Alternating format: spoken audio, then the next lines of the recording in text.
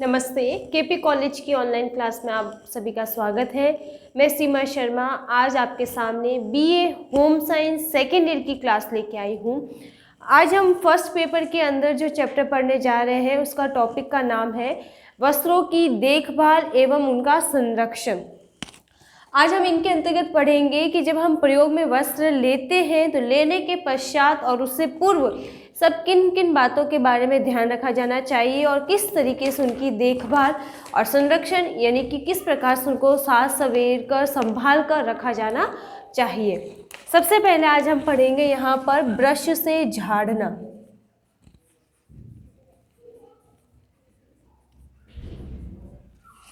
Brush से झाड़ना व धूप हवा दिखाना।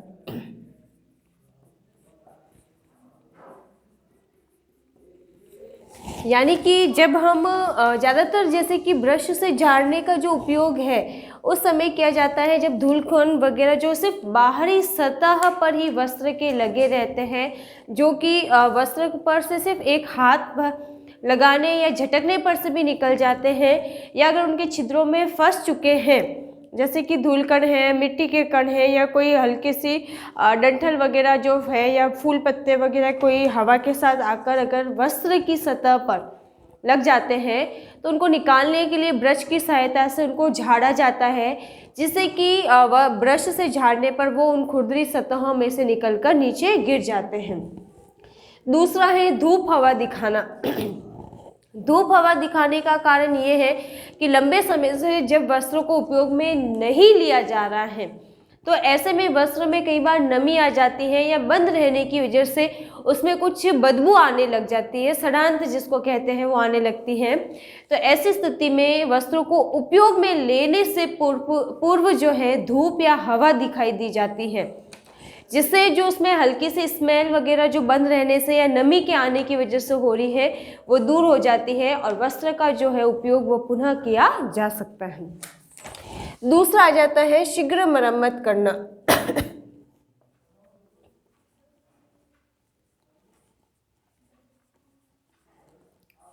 शीघ्र मरम्मत करने का मतलब ये है कि जब हम किसी वस्त्र को उपयोग में लेते हैं और उपयोग में लेने के समय हमको पता है कि वस्त्र कहीं से उधड़ रहा है या कोई बटन है, काज, हुक वगैरह कुछ टूट चुका है, तो उसी समय अगर उसको वापस पहले वाली स्थिति में ला दिया जाए, यानी कि काज बटन लगा दिए जाए, हुक लगा दिया जाए, या जहाँ से वस्त्र उधड़ा है, सिलाई निकल गई है, उस सिलाई को दोबारा ले लिया जाएगा, या फिर जैसे कोई वस्त्र छोटा सा फट गया है उसको समय पर हम रफ़ू कर लेते हैं, पैबंद लगा लेते हैं, तो ऐसी स्थिति में वस्त्र के और ज़्यादा क्षतिग्रस्त होने की संभावना कम रहती है।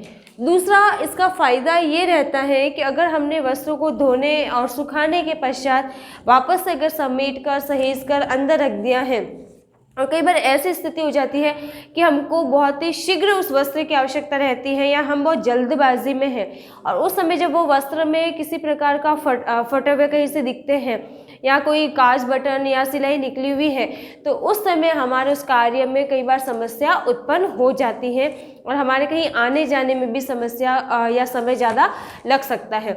इसलिए जब भी वस्त्र कहीं से फट जाता है, उधड़ जाता है, तो उसी समय उसकी शीघ्र मरम्मत कर दी जाए, यानी कि समय पर उसकी देख रेख करके उसको सही कर दिया जाए, तो वस्त्रों को हम वापस दोबारा जब भी उपयोग में लेंगे तो वस्त्र एकदम तैयार मिलेगा और उपयोग के लायक मिलेगा।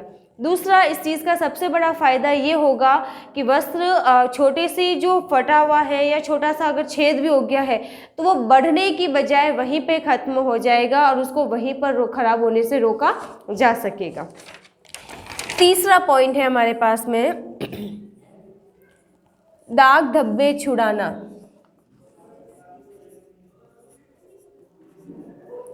दाग धब्बे छुड़ाने का मतलब ये है कि अगर हम जब कोई वस्त्र प्रयोग में लेते हैं तो उस समय मान लीजिए कोई दाग धब्बे उस पर लग गए हैं, तो वस्त्र पर से तुरंत ही दाग धब्बों को निकाल दिया जाना चाहिए। जैसे चाय है, कॉफ़ी का दाग है, या किसी चोट के कारणवश खून का दाग लग गया है, या सब्जी गिर गई है तो ऐसी स्थिति में उन वस्त्रों को तुरंत धोकर उस वस्त्र पर से दाग निकाल दिया जाना चाहिए, ताकि जो वस्त्र पर दाग धब्बे न छूटे और साथ ही वस्त्रों को जब वापस उपयोग में लेना है तो उस समय उन दाग धब्बों को वहाँ पर देखने को ना मिले।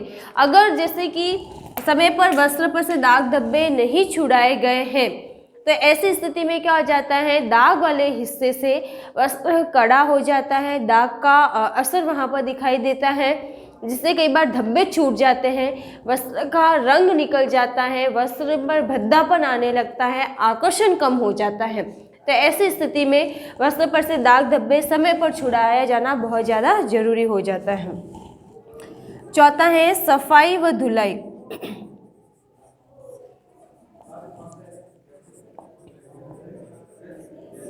सफाई एवं धुलाई से तात्पर्य यही है कि जब वस्त्रों को उपयोग में लेते हैं तो उस समय वस्त्र की सफाई धुलाई पर पूरा ध्यान रखा जाना चाहिए।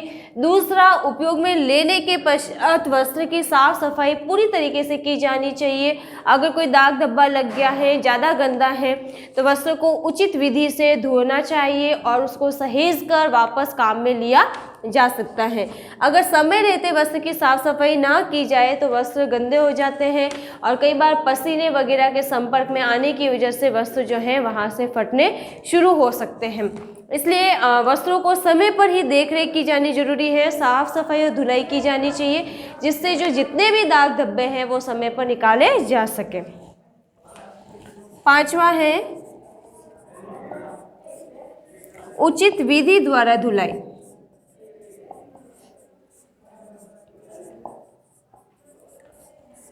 यहाँ एक शब्द है उचित विधि। उचित विधि का मतलब ये है कि सभी वस्त्र जो हैं एक समान तरीके से नहीं धोए जा सकते हैं या साफ नहीं किए जा सकते हैं।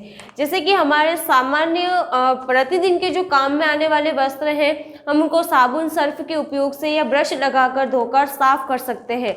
लेकिन कुछ वस्त्र ऐसे भी रहते हैं जो कि बहुत ज़्यादा महंगे हैं, तो उन वस्त्रों को हम घर पर साधारण तरीके से नहीं धो सकते हैं।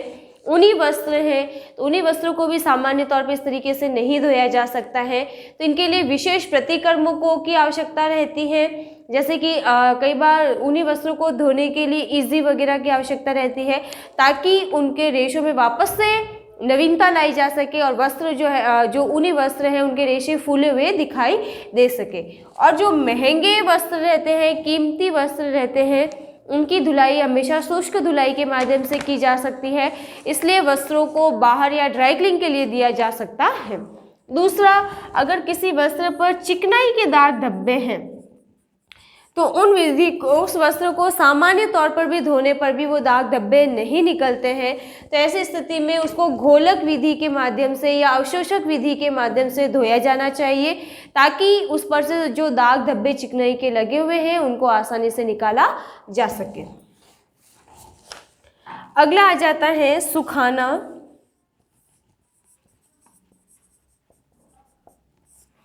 सुखाना यानी कि वस्त्रों को धुलाई के पश्चात हम जब सुखाते हैं, प्रॉपर वे में सुखाया जाना चाहिए, सही तरीके से। जैसे कि ऊनी वस्त्र हैं, हम उसको लटकाकर नहीं सुखा सकते हैं क्योंकि वज़न ज़्यादा होने की वजह से।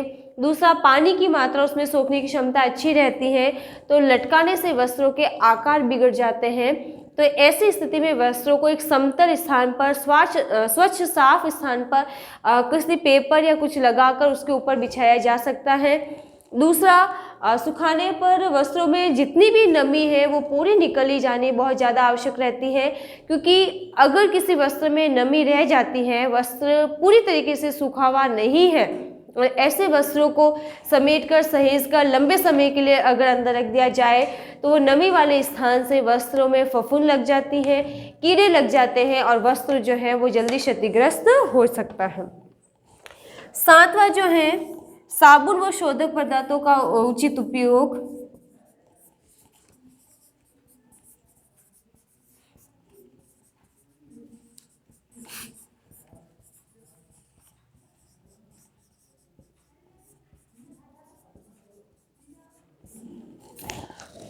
साबुन और शोधक पदार्थ का सही उचित उपयोग इसलिए ज़रूरी है क्योंकि साबुन भी सभी एक समान नहीं होते हैं और शोधक पदार्थ भी सभी एक समान नहीं होते हैं।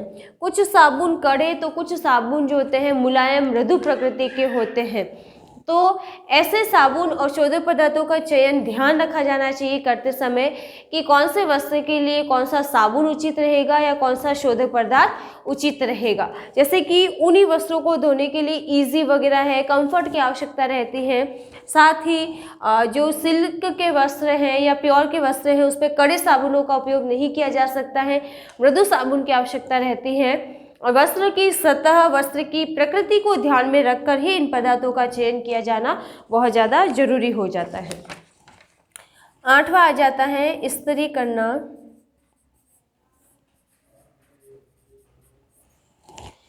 इस्त्री करने का तात्पर्य ये है कि उपयोग में लिए जाने के पश्चात वस्त्रों की धुलाई की जाती है और धुलाई के पश्चात वस्त्र जब साफ स्वच्छ हो जाते हैं, सूख जाते हैं, तो ऐसे में उनमें कई बार सलवटें रह जाती हैं और सलवटे वाले वस्त्रों का उपयोग वापस नहीं किया जा सकता है क्योंकि वो उस वस्त्र की जो आकर्षण है उसको कम कर देते हैं। साथ ही वस्त्र पहनने पर भी इतना सुंदर नहीं दिखाई देता है। दूसरा, वो वस्त्र कई बार ज़्यादा सलवटे होने की वजह से उसका जो आकार आकृति है वो बिगड़ जाती है। तो ऐसी स्थिति में वस्त्रों को प्रेस किया जाना बहुत ज़्यादा ज़रूरी हो जाता है जिससे उस पर से सारे सलवटों को निकाला जाए और प्रेस करने के पश्चात वस्त्र पहले के समान ही एकदम चिकना, आकर्षक और एकदम जो है सीधा दिखाई देता है, समांतर दिखाई देता है। उसमें चिकनाहट बनी रहती है, चिकनाई बनाई, एकदम चिकनापन दिखने लगता है और वस्त्र जो है दिखने में काफ़ी सुंदर प्रतीत होता है।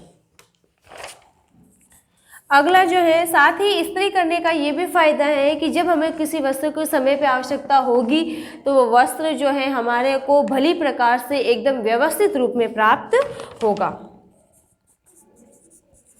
उचित प्रकार से उपयोग, इस चीज़ से हम इस प्रकार समझ सकते हैं। उचित प्रकार से उपयोग का मतलब ये है कि जब हम किसी वस्त्र का उपयोग कर रहे हैं तो उस समय किस प्रकार से उसको उपयोग में लिया जाता है। जैसे कि कोई महिला है, वो जब साड़ी को उपयोग में ले रही है, पहन रही है, तो कई बार क्या हो जाता है, पल्लू ज़्यादा लंबे रखे जाते हैं तो वो नीचे फर्श पर घिसने शुरू हो जाते हैं, या साड़ी बहुत ज़्यादा नीचे पहनी गई है, लहंगा बहुत ज़्यादा नीचे पहना गया है या आकार से बड़ा पहना गया है, तो ऐसी स्थिति में बार बार वो फर्श पर रगड़ की वजह से नीचे से ज़्यादा मैले हो जाते हैं और वस्त्र की सतह के संपर्क में आकर वहाँ से खुरदरी सतह के संपर्क में आने से वो फटने भी शुरू हो जाते हैं। तो ऐसे में वस्त्र खराब हो जाते हैं। इसलिए कहा गया है कि वस्त्रों का उचित प्रकार से उपयोग किया जाना बहुत ज़्यादा जरूरी होता है। उसके अलावा जैसे कि बच्चों के वस्त्र हैं या वृद्धों के वस्त्र हैं, वो किस प्रकार से उपयोग में लिए जाते हैं, कैसे उसकी देखरेख की जाती है, उसी के आधार पर हम कह सकते हैं कि अगर सही प्रकार से वस्त्रों को पहना जाए या समय रहते उसका सही प्रकार से उचित समाधान भी किया जाए। जैसे कि हम कोई वस्त्र पहना हुआ है, उसमें सेफ्टी पिन वगैरह लगी हुई है और खोलते उतारते समय अगर हमने ध्यान ना दिया जाए और एकदम से उसको खींच दिया जाए तो उस जगह से वस्त्र फट सकते हैं। इसलिए हर चीज़ का ध्यान में रखते हुए कि वस्त्रों को पहनते उतारते समय भी पूरी सावधानी रखी जानी चाहिए ताकि वस्त्र को कोई भी प्रभाव ना दिखाई दे। 10वां जो अगला पॉइंट हमारे पास में है, प्रयोग के पश्चात उचित तरीके से रखना।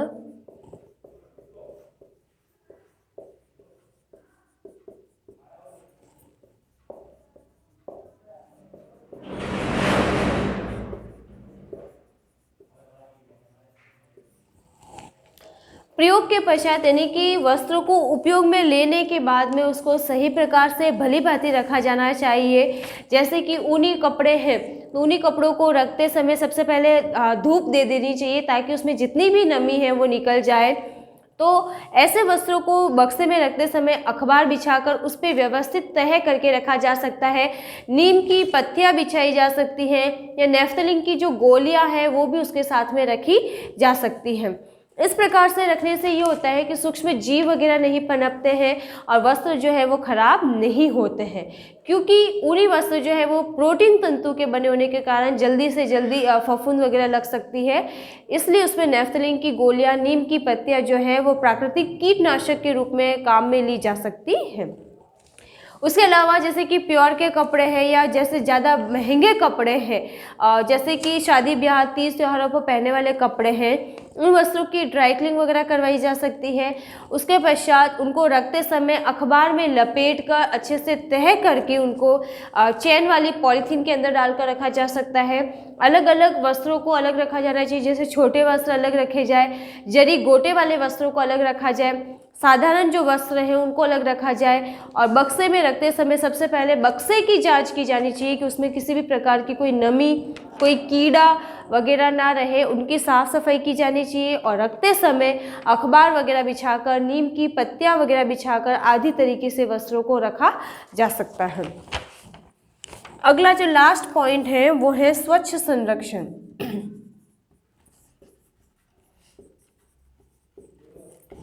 स्वच्छ संरक्षण से तात्पर्य है कि विभिन्न प्रकार के वस्त्र रहते हैं और सभी वस्त्रों का संरक्षण एक प्रकार से नहीं किया जा सकता है। जैसे मोटे भारी वस्त्रों को अलग रखा जाना चाहिए, अलग बक्से में उनको रखा जाए। रोज़मर्रा के जो कपड़े हैं उसको अलमारी में सही प्रकार से व्यवस्थित करके रखा जाए। जैसे कि शादी ब्याह में पहने जाने वाले सूट है, शेरवानी वगैरह है, तो उसको हैंगर में वगैरह डालकर अच्छी तरीके से लटकाया जा सकता है अलमारी के अंदर, जिससे कि वस्त्र की जो बाहें वगैरह है वो हैंगर में सही प्रकार से फिट होनी चाहिए, लटकते हुए ना होनी चाहिए। उसके अलावा महिलाओं की जो साड़ियाँ हैं, लहंगे हैं, भारी वस्त्र हैं, उनको अलग से तह करके अखबार में लपेटकर अलग से चैन वाले थैली में डालकर रखा जा सकता है, अलग बक्से में रखा जा सकता है। महिलाओं की जो रोज़मर्रा की साड़ियाँ हैं, सूट हैं या अन्य जो कपड़े हैं उनको हैंगर में लटका कर भी रखा जा सकता है, अलमारी में तह करके रखा जा सकता है। बच्चों के कपड़ों को बड़े लोगों के कपड़ों से अलग तह करके रखा जा सकता है।